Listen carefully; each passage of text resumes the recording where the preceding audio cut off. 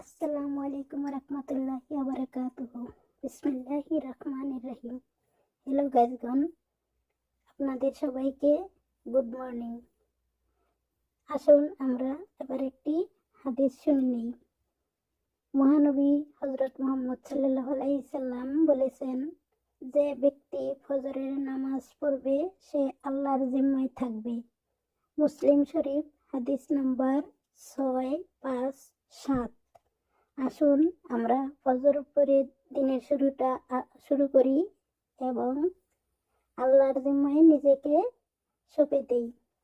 Hello গাইজগণ, আমরা সবাই সৎ পথে চলবো এবং সৎ কথা বলবো, মানুষকে ভালো উপদেশ দিব।